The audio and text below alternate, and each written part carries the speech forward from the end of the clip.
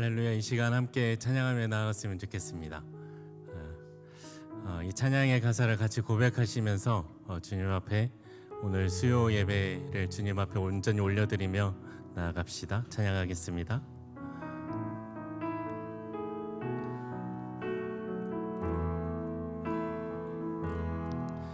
지금 이곳에 임하소서.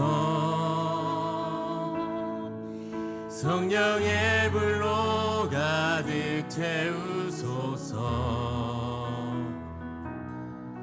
갈급한 내 맘에 찾아오셔서 주의 성령으로 채워주소서. 흔들리지 않는 믿음 주소서. 낭망하지 않는 믿음을, 자백하는 마음 내게 주소서. 내 안에 주님 채워주소서. 지금 이곳에 임하소서. 성령의 불로 가득 채우소서. 갈급한 내 맘에 찾아오셔서 주의 성령으로 채워주소서. 흔들리지 않는 믿음 주소서. 낭망하지 않는 믿음을, 자백하는 마음 내게 주소서. 내 안에 주님 채워주소서. 다시 한번 찬양할까요? 지금 이곳에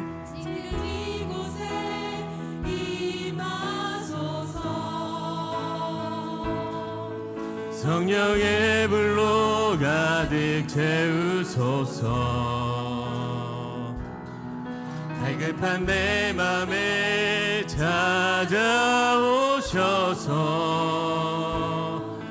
주의 성령으로 채워주소서. 흔들리지 않는 믿음 주소서. 낭망하지 않는 믿음을, 자백하는 마음 내게 주소서. 내 안에 주님 채워주소서. 흔들리지 않는 믿음 주소서. 낭망하지 않는 믿음을, 자백하는 마음 내게 주소서. 내 안에 주님 채워주소서. 흔들리지 않는 믿음 주소서. 낭망하지 않는 믿음을, 자백하는 마음 내게 주소서. 내 안에 주님 채워주소서. 우리 시간 박수 치시면서 함께 찬양하며 나아가십시다.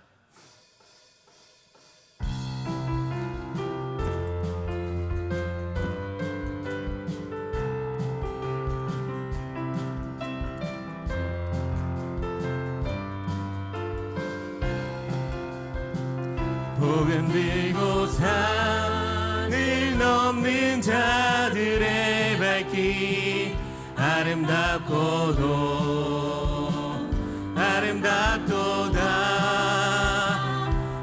전하며 복된 소식을 외치네. 주 다스리시네. 복음 들고 산을 넘는 자들의 발길 아름답도다.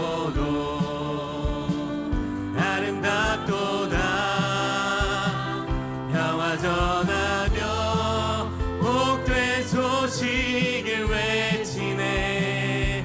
주 다스리시네.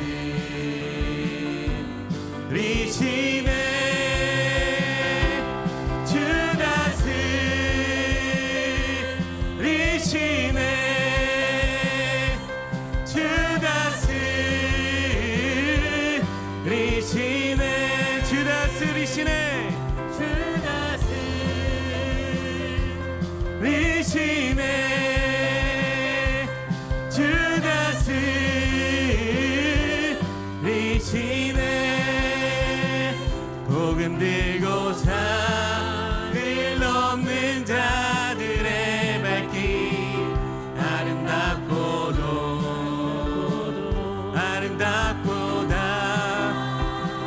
평화 전하며 복된 소식을 외치네. 주 다스리시네.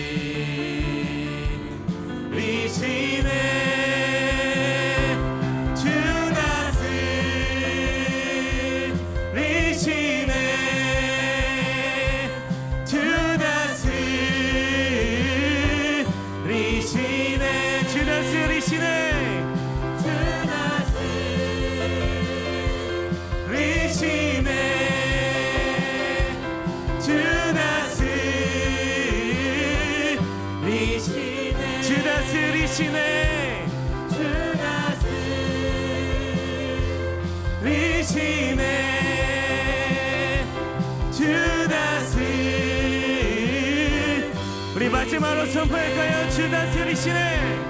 주 다스리시네.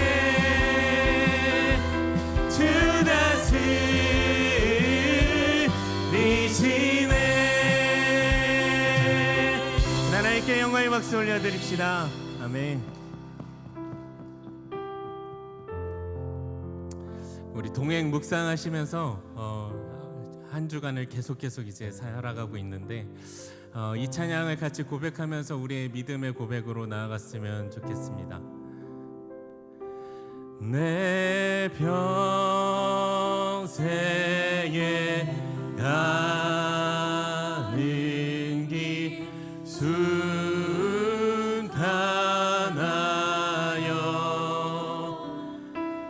늘 잔잔한 강 같든지 큰 풍파도 무섭고 어렵든지 나의 영혼은 늘 편하다.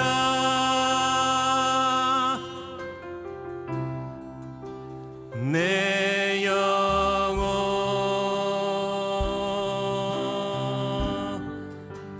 평안해.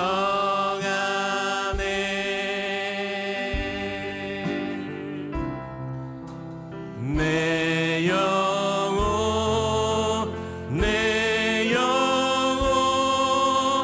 평안해.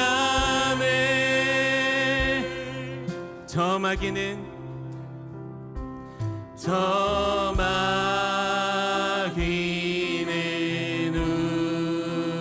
우리를 삼키려고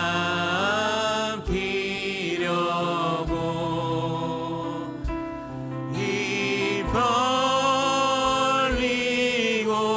달려와도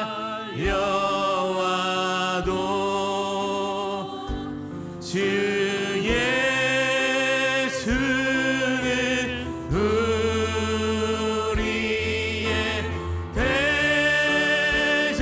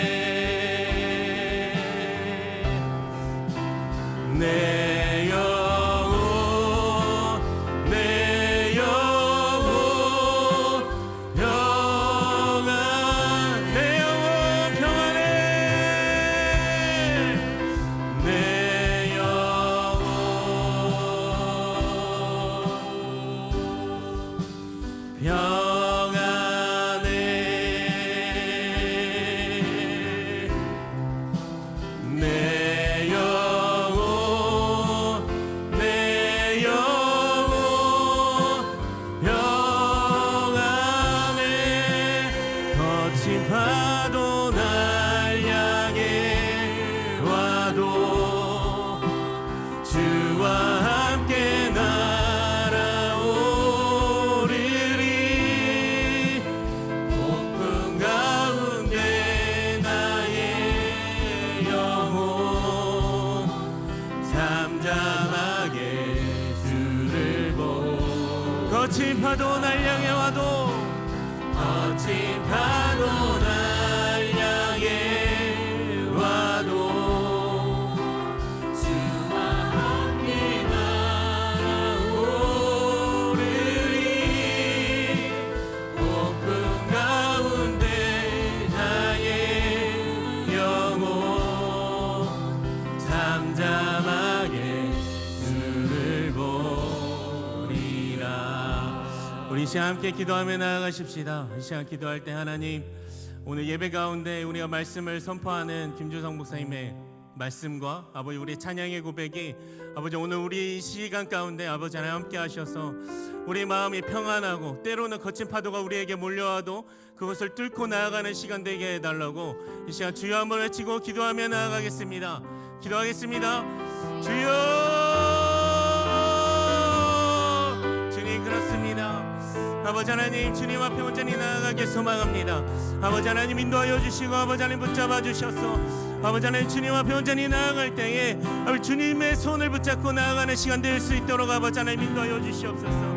성령 하나님, 아버지 하나님 이 시간 함께하여 주셔서 말씀을 전하시는 김주성 목사님께도 함께하시고 아버지 하나님 그 말씀을 듣는 자에게도 함께하셔서 아버지 하나님 누구에게나 아버지 동일한 은혜로 아버지 하나님 이 시간 주님 앞에 나아갈 수 있도록 하나님 함께하여 주시옵소서.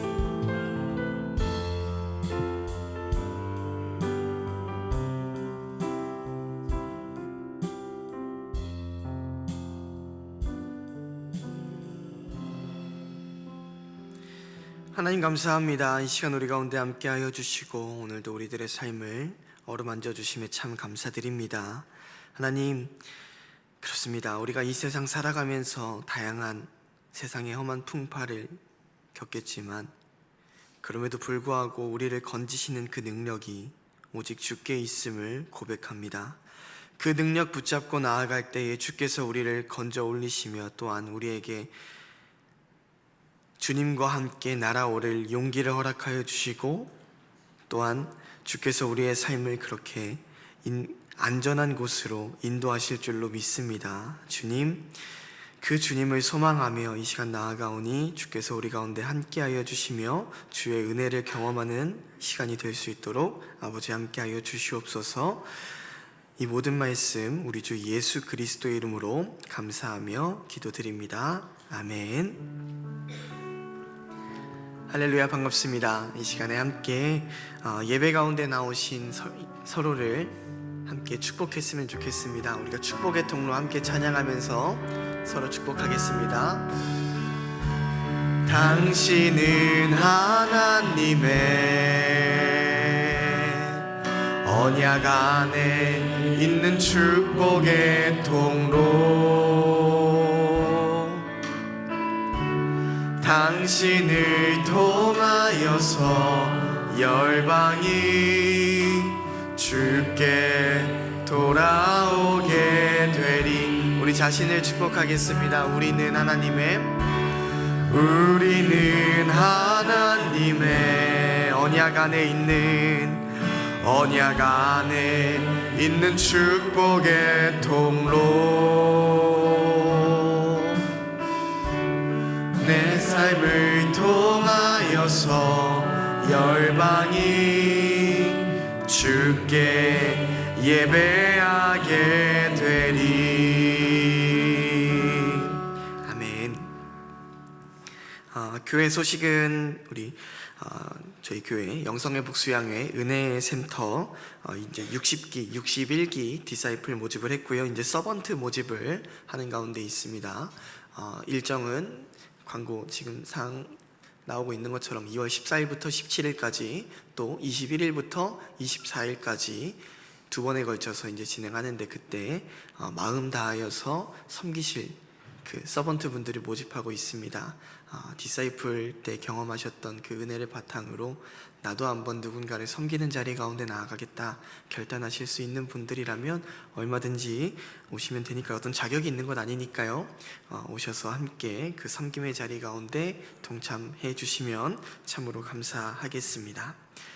오늘 함께 나눌 말씀, 마가복음 8장 22절부터 26절 말씀을 가지고 예수께서 손을 붙드시고 라는 말씀을 가지고 여러분과 함께 은혜 나누고 싶습니다. 함께 먼저 말씀 봉독할 텐데요, 저 한 절 여러분 한 절 교독하고 마지막 26절 함께 읽겠습니다.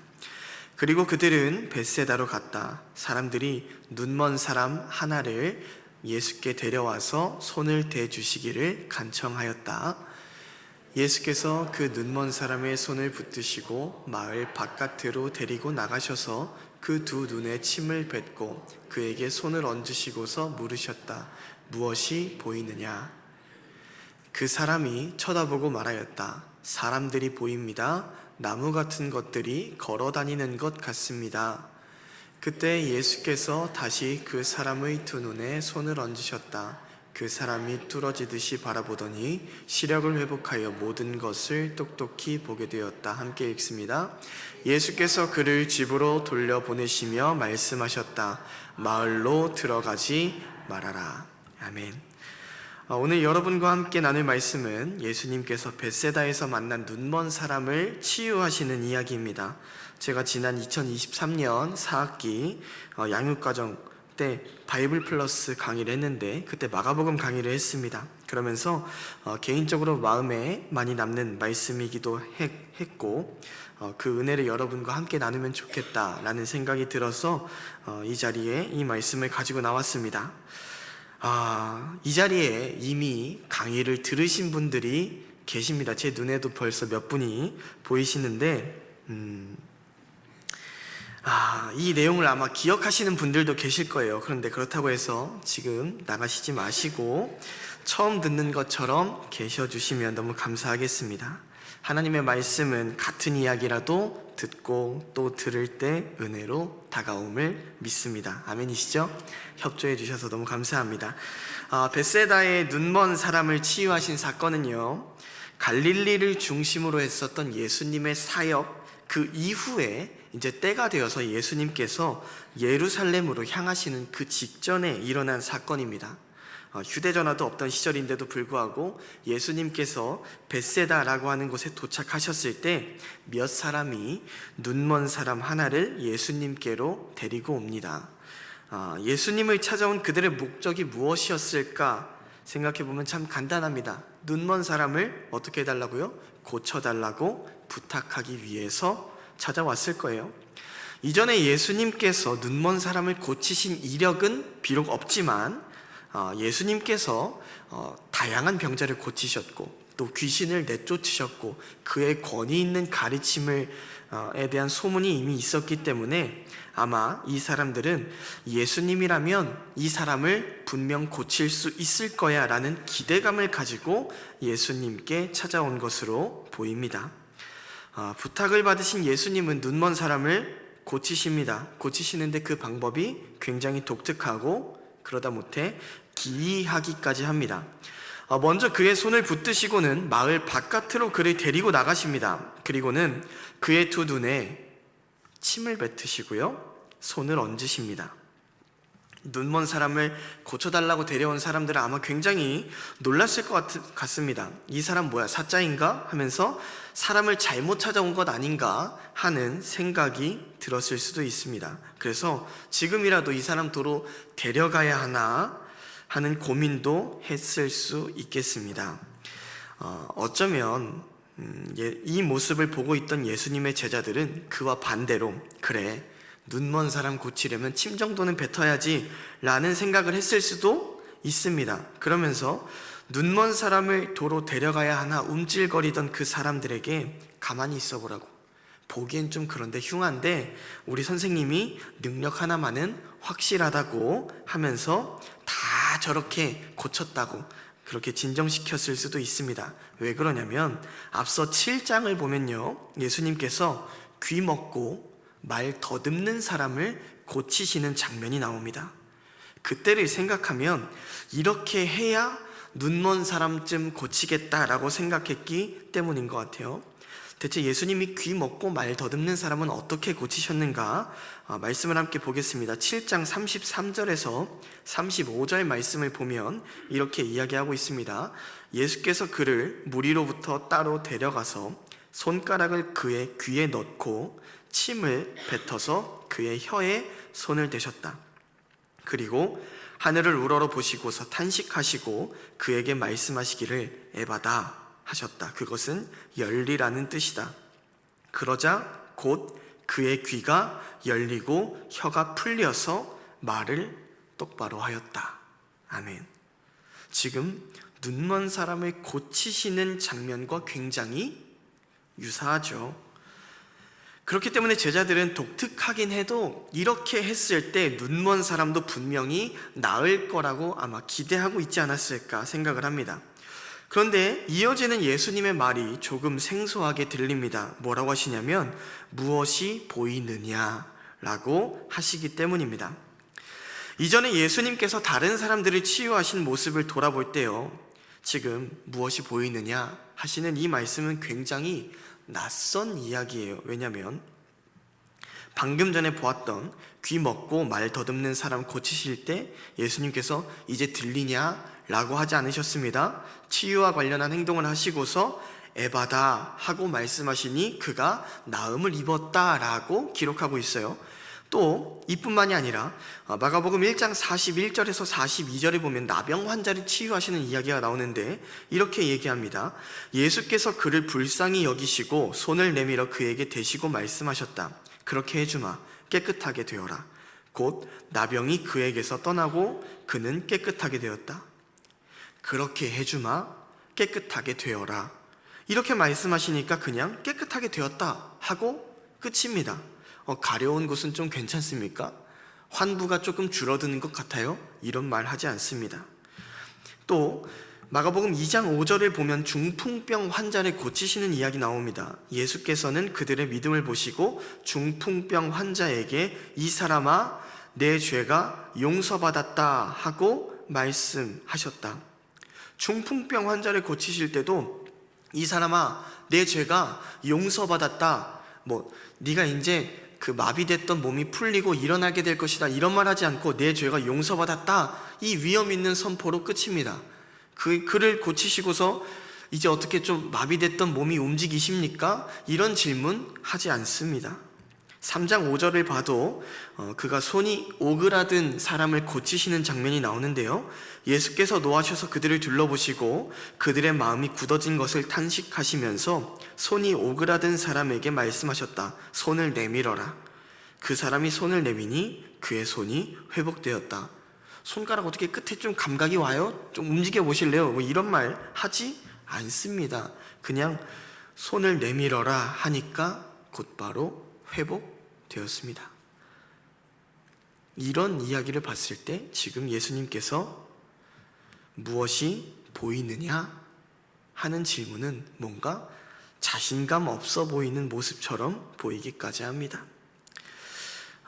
그래서 제자들의 경험을 미루어 봤을 때, 지금까지 경험을 생각했을 때 제자들은 예수님이 이번에는 과연 어떤 멘트를 날리실까 기대했을지도 모르겠습니다.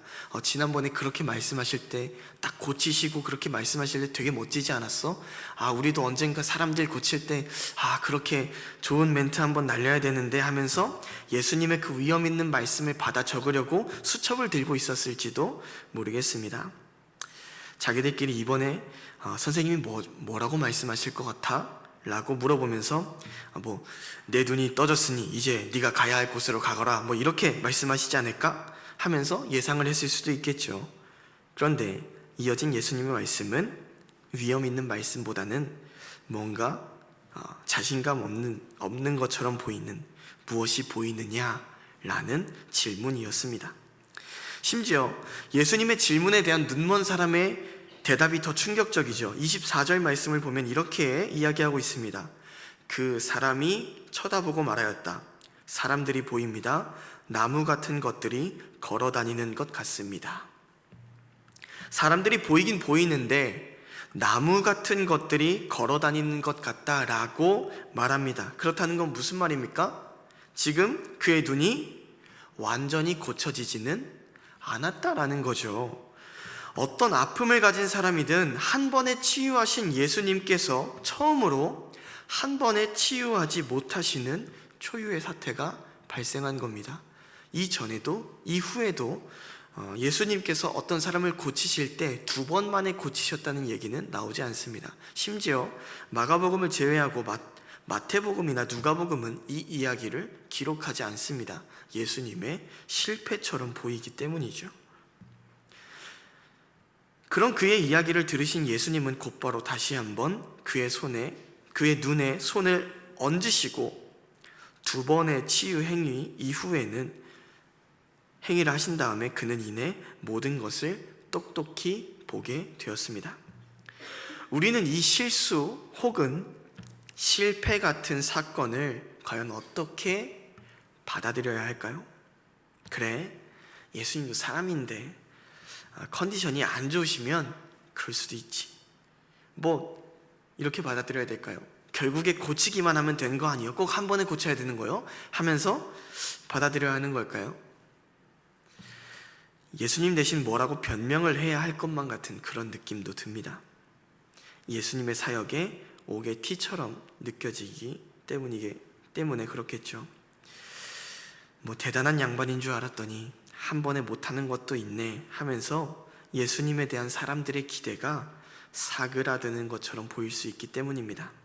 하지만 우리에게 실망을 안겨주는 것 같은 이 사건은요, 오히려 우리로 하여금 앞으로 예수님께서 하실 일들에 대한 기대를 갖게 되는 사건입니다. 왜냐하면 이 이야기는 이후에 예수님께서 눈먼 사람과 같은 제자들에게 베푸실 은혜와 사랑을 또 소망을 전하고 있기 때문입니다.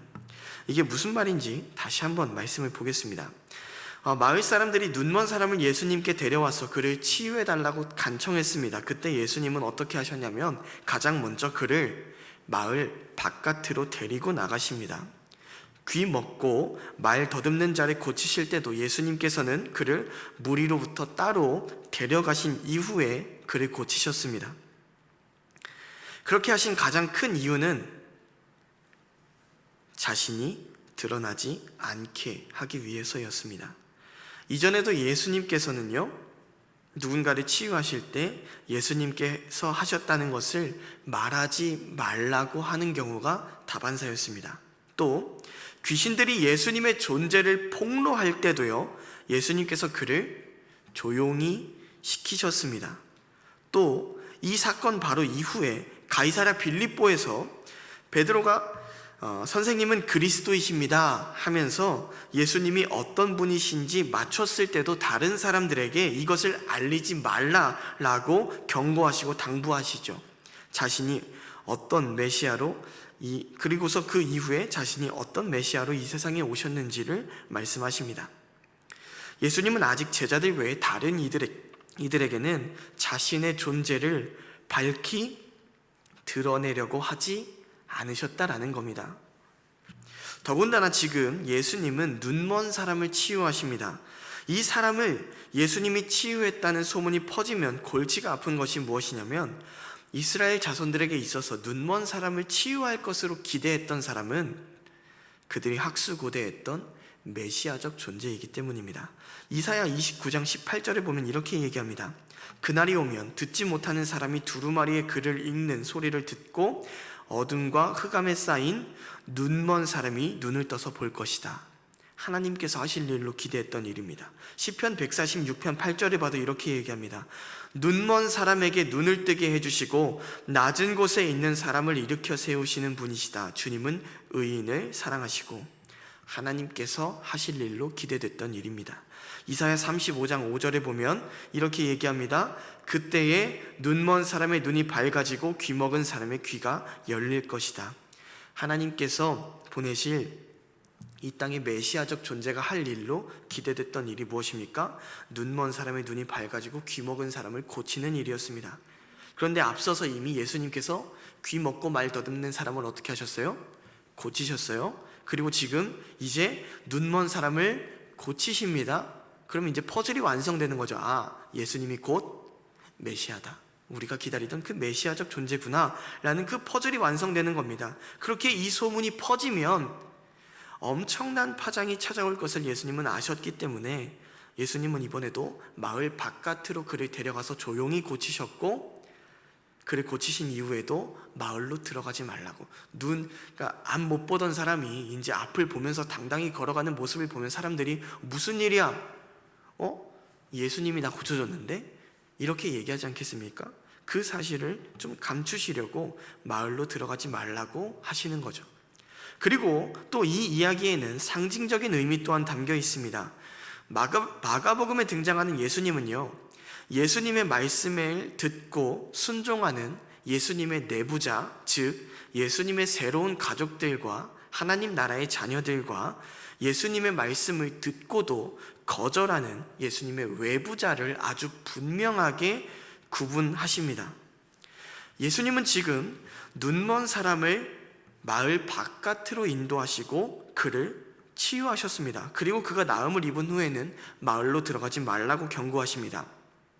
그렇다는 것은 눈을 뜬 이후 새로운 삶을 살아갈 때 이전에 네가 살고 지내던 세상에 속해 살아가는 것이 아니라 내게 새로운 세상을 주신 하나님께 속하여 살아가라, 세상 가운데서 예수님의 제자로 살아가라 라는 의미로 볼 수 있다는 것이죠.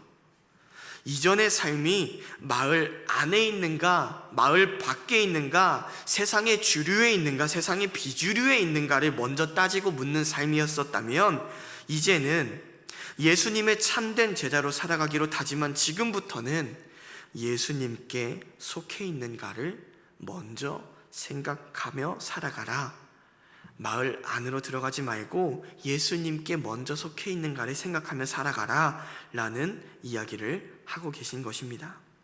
이를 통해서 깨닫는 것은 예수님의 제자가 되는 길이 어디에 있는가 하는 것입니다. 우리는 예수님의 제자로 살아가면서도 동시에 세상 가운데서도 세상의 주류로 살아가고 싶은 순간이 참 많이 있습니다. 세상의 그 주류에서 벗어나 살 때 두렵고 떨리는 순간들이 정말 많이 있죠. 물론 예수님의 제자인 우리가 이 땅을 밟고 살아가는 땅의 사람들이라는 것은 분명한 사실입니다. 하지만 결코 이 부분을 간과해서는 안 되겠지만 이것이 우리의 먼저가 되어서는 안 되겠습니다. 그렇게 예수님의 참된 제자가 되고자 하는 우리는 내 익숙한 자리가 아니라 마을 바깥과 같은 주변의 자리, 낯선 자리라 할지라도 예수님 계신 곳이라면 어디든 순종하며 따라가야 함을 기억해야 합니다. 예수님 계신 곳에 예수님의 제자가 되는 길이 있음을 믿습니다. 다시 말씀으로 돌아와서 예수님께서 그를 치유하시는 모습을 보면 그가 2차례에 걸친 치유 행위를 통해 나음을 입는 모습을 볼 수 있습니다. 한 번이 아니라 2번에 걸쳐서 나음을 입는데요, 예수님께서 첫 번째로 눈먼 사람을 치유하려 손을 대신 이후에 무엇이 보이느냐 했을 때 그가 무엇이라고 대답하냐면 아까 읽었던 것처럼 24절에 이렇게 얘기하고 있죠. 그 사람이 쳐다보고 말하였다. 사람들이 보입니다. 나무 같은 것들이 걸어다니는 것 같습니다 라고 대답합니다. 앞서 이야기했듯이 지금 이 말은 예수님께서 그를 한 번에 고치시는데 실패했다는 말입니다. 아무리 예수님이라고 하더라도 눈먼 사람을 치유하시는 것은 한 번에 하시기에 조금 버거운 일이었던 걸까요? 예수님의 능력이 조금 부족했던 걸까요? 그렇지 않습니다. 이 이야기를 통해 제자들에게 또한 우리에게 말씀하시고자 하는 바가 있었습니다. 예수님께서 눈먼 사람을 처음 치유하셨을 때 아무런 효력이 없던 것은 아니었습니다. 이제 그의 눈에 무언가 보이기 시작했어요. 이건 분명한 사실입니다. 무언가 슬슬 보이기 시작하는 거예요. 당연한 이야기겠지만 그의 눈에는 그를 둘러싸고 있었던 그 사람들이 보이기 시작합니다. 그런데 사람들이 어떻게 보이냐면 나무 같은 것들처럼 보였습니다. 그러니까 지금 눈먼 사람의 상태는 어떤 상태인가? 이제 눈이 완전히 먼 상태가 아니라 보이는 듯 정확히 보이지 않는 상태라는 것이죠. 참으로 애매한 그 경계선에 서 있습니다. 그리고 이 애매한 중간 상태는 지금 예수님의 제자들의 상태를 상징합니다. 예수님께서 눈먼 사람을 치유하시는 그 앞과 뒤의 이야기를 보면 알 수 있는데, 앞선 18절 말씀을 보면 이렇게 말하고 있습니다. 너희는 눈이 있어도 보지 못하고 귀가 있어도 듣지 못하느냐, 기억하지 못하느냐 하면서 예수님께서 제자들을 꾸짖으십니다. 여기서 눈이 있어도 보지 못하고 라는 말이 무슨 말입니까? 보고 있지만 온전히 보지 못하는, 보고 있지만 온전히 그 뜻을 이해하지 못하는, 보이는 듯 보이지 않는 상태라는 거죠. 또 이어지는 말씀에서도 예수님께서 제자들에게 사람들이 나를 누구라고 하느냐라고 물으실 때 베드로는 예수님이 그리스도이심을, 메시아이심을 단언했습니다. 예수님이 어떤 분이신지를 분명히 봤다라는 거죠. 그런데 그의 대답을 들으신 예수님께서 메시아로서 자신이 걸어가야 할 길이 십자가의 길이다 라는 것을 이야기하실 때 베드로는 노골적으로 그 길을 거절합니다. 예수님의 멱살을 붙들고는 그 길을 거절하죠. 자신이 생각하고 기대했던, 자신이 봤던 메시아의 길과 다른 길을 얘기하시는 예수님이 못마땅해 보이기 시작한 겁니다. 예수님이 어떤 메시아이신지를 분명히 보지 못했다는 거죠. 예수님께서 메시아이심이 보이지만 그분이 정말 어떤 메시아이신지는 보지 못하는, 보이는 듯 보이지 않는 제자들의 상태를 지금 이 눈먼 사람의 이야기가 대변하고 있는 것입니다. 그런데 여기서 이 이야기가 끝났다면 이 이야기는 말 그대로 실패의 이야기이고 또 절망과 낙담의 이야기로 끝났을 것입니다. 하지만 이 이야기가 여기서 끝나지 않습니다. 예수님께서 눈먼 사람의 이야기를 들으시고는 그의 두 눈에 손을 대사 다시 한번 치유하십니다. 그리고 어떻게 되었습니까? 이내 그가 온전히 똑똑히 보게 되었습니다. 25절을 함께 읽었으면 좋겠는데요, 함께 읽어보겠습니다. 그때에 예수께서는 다시 그 사람의 두 눈에 손을 얹으셨다. 그 사람이 뚫어지듯이 바라보더니 시력을 회복하여 모든 것을 똑똑히 보게 되었다. 아멘. 다시 한번 예수님께서 손을 얹으시니 그는 회복된 눈으로 세상을 뚫어지듯 바라보며 세상을 자세히 살펴보는 사람이 되었습니다. 그토록 보고 싶던 하나님의 창조세계, 그 모든 것을 바라보는 사람이 되었습니다. 그리고 그는 회복된 눈으로 모든 것을 똑똑히 보게 되었습니다. 바라보는 것으로 끝나지 않고 바로 보는 사람이 되었습니다. 다시 말해서 그의 내면 가운데 그가 세상을 바로 보는 것을 방해하는 그 어떤 세력도 존재하지 않는 아주 정결한 상태가 되었다는 것이죠. 예수님의 만지심 가운데 말입니다. 그렇기에 실패한 치유의 이야기 같았었던 이 이야기는 주님께서 완전히 승리하셨다는 이야기로 끝을 맺습니다. 그렇기 때문에 이 이야기는 보이는 듯 보이지 않는 삶을 살아가고 있는 이 제자들에게 소망의 이야기인 줄로 믿습니다. 제자들은 예수님의 곁을 지키면서 예수님을 따라다니고 예수님의 말씀을 듣고 예수님의 능력을 경험했지만 예수님이 어떤 분이신지를 온전히 보지 못했습니다. 눈이 있어도 보지 못하고 귀가 있어도 듣지 못했습니다. 이쯤 했으면 차라리 말귀 알아듣는 다른 사람들을 제자로 받는 것이 더 나을 수 있다라고 생각하셨을 법도 합니다. 하지만 예수님께서는 눈먼 사람에게 한 번 더 손을 대시며 그가 온전히 보게 하신 것처럼 제자들의 삶에 다시 한번 손을 대사 그들을 어루만지십니다.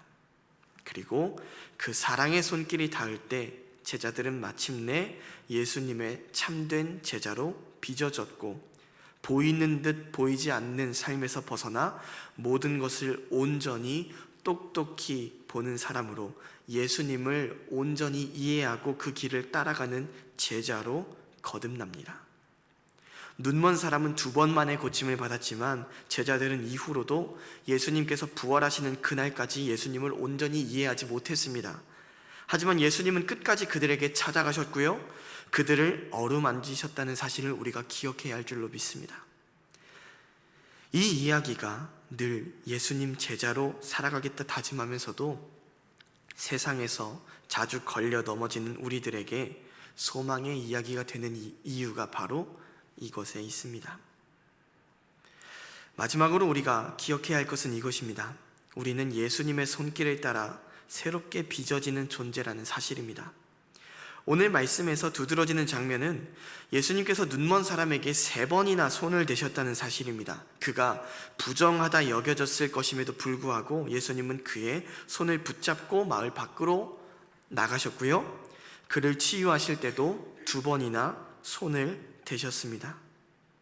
여기서 알 수 있는 사실은 예수님은 손을 비롯한 인간적인 접촉을 통해서 하나님 나라의 권능을 우리에게 베푸신다는 사실입니다.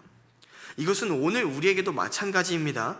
예수님은 신체 접촉, 인간적인 접촉을 통해서 불완전한 사람들을 온전하게 빚으시는 분이십니다. 물론 예수님이 이 땅에 살아가시던 때와 다르게 예수님은 사람의 몸을 입고 우리에게 찾아와 우리를 이렇게 물리적으로 만지시진 않습니다. 그렇기에 우리는 예수님의 제자가 되는 길이 그분의 말과 글을 열심히 보고 듣는 것에 있다고 생각하기 쉬워요. 그런데 제자들의 경우를 생각해 봐도 그들이 예수님의 말과 글을 열심히 보고 듣는 것으로 온전한 제자로 완성되었습니까? 아니죠. 아닙니다. 되려 부활하신 예수님을 만나서 대화하고 그분을 만질 때, 그분의 손길이 직접적으로 몸에 닿을 때 비로소 그들은 참된 제자의 길을 걸어가기 시작했습니다.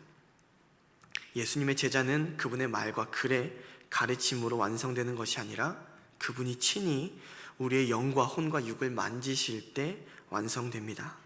우리도 종종 삶으로 이것을 경험합니다. 머리로만 이해하던 말씀이 내 삶에 다가올 때, 아, 이 말씀이 이런 말씀이구나 하는 경험을 하게 되죠.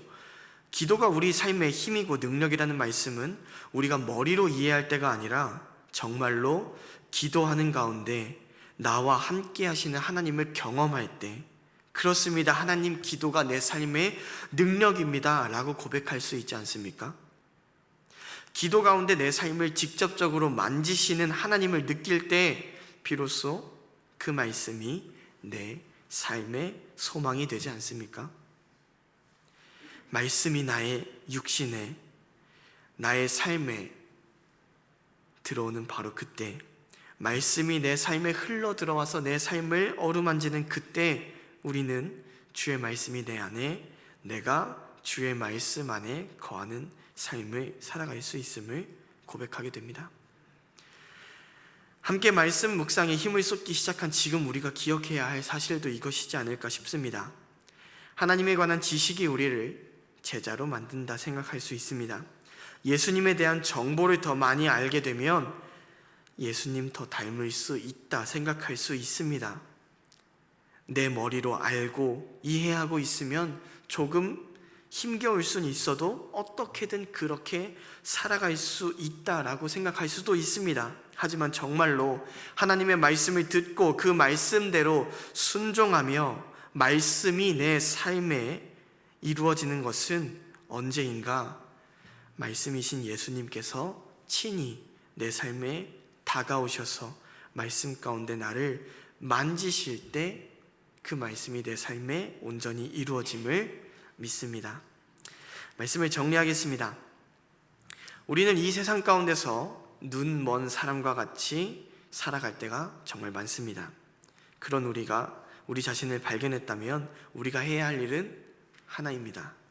주님께서 우리에게 찾아오셔서 우리를 만져주시기를, 그 주님의 은혜를 구해야 하는 줄로 믿습니다. 주님, 나로 보게 하시어 주를 온전히 따라가게 하여 주옵소서. 그렇게 구할 때 주님께서 우리를 어루만져 주실 줄로 믿습니다. 그런데 주께서 우리를 어루만지실 때 우리의 삶이 한 번에 완전히 변하여 완벽한 주의 제자가 될까요? 그러셨습니까? 아니죠. 우리는 주께서 내 삶을 만지셨지만 여전히 부족하고 나약한 우리의 모습을 마주하게 됩니다. 그때 우리는 어떻게 해야 하겠습니까?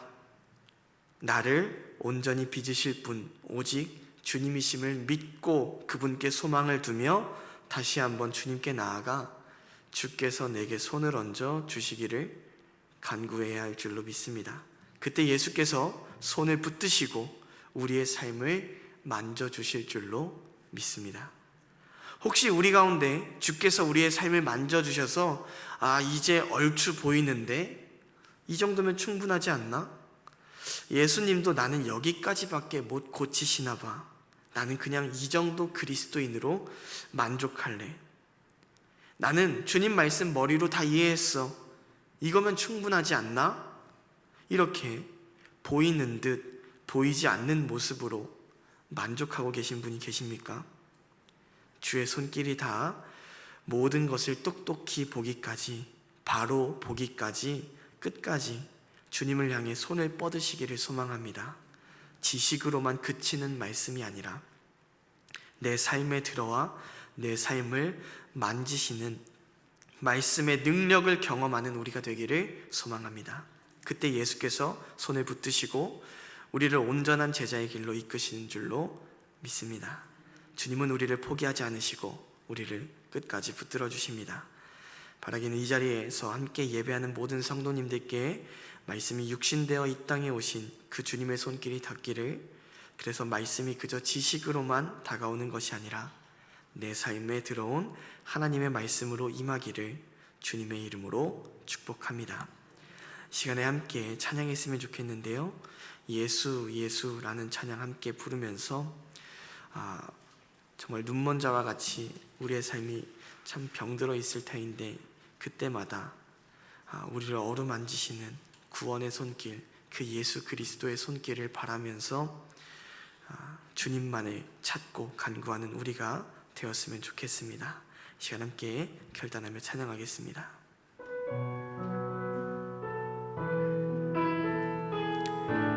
함께 고백합니다. 슬픈 마음 있는 자, 슬픈 마음 있는 자, 몸과 영혼 병든 자, 누구든지 부르시오. 예수 이름 부르시오. 그 이름을 믿는 자, 그 이름을 부르는 자, 그가 어떤 사람이든 그는 구원 얻으리. 예수 예수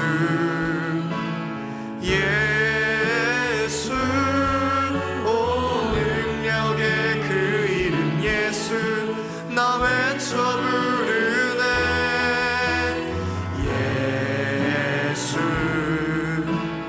예수, 오 구원의 그 이름 예수, 나 외쳐 부르네. 예수 그리스도.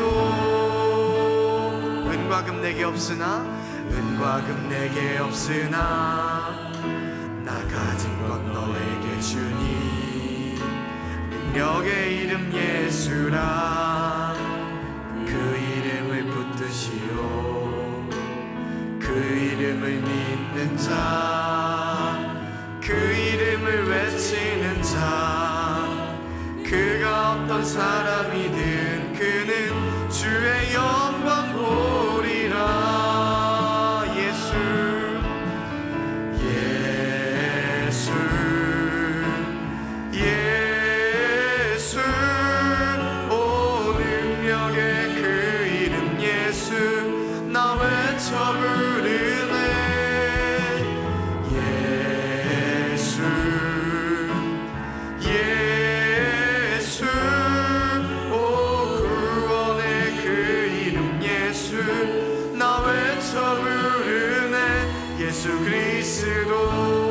예수 예수 예수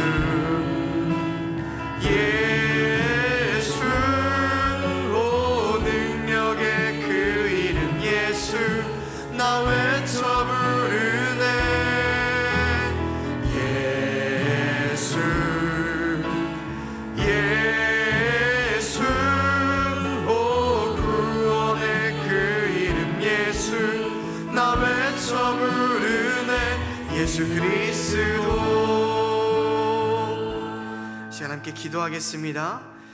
주님, 우리가 이 땅 가운데 살아갈 때에 우리는 참으로 눈먼 사람같이 살아갑니다. 보이는 듯 보이지 않는 그 삶의 모습으로 살아갈 때 정말 많이 있습니다.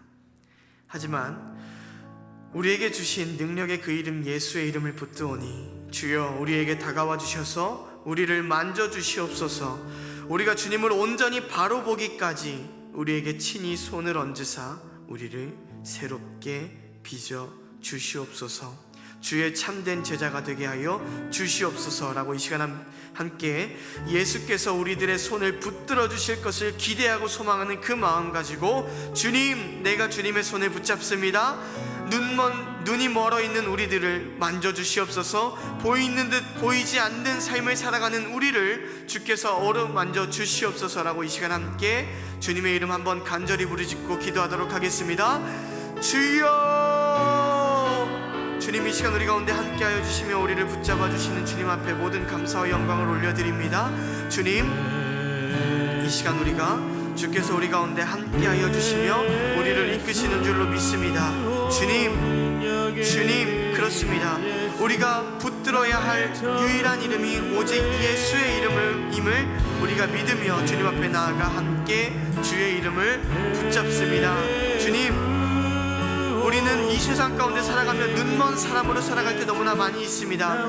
보이는 듯 보이지 않는 사람으로 살아갈 때도 너무나 많이 있습니다. 주께서 우리들을 만져주셨음에도 불구하고 우리들의 눈이 온전히 뜨이지 못하여서 주를 온전히 바라보지 못하여서 내 삶을 향한 주님의 뜻을 온전히 이해하지 못하고 그 길을 온전히 따라가지 못하고 순종하지 못하여서 보이는 듯 보이지 않는 삶을 살아갈 때가 너무나 많이 있음을 고백합니다. 주여, 이 시간 기도하오니 주여 우리들의 삶에 찾아와 우리를 다시 한번 만져주시옵소서.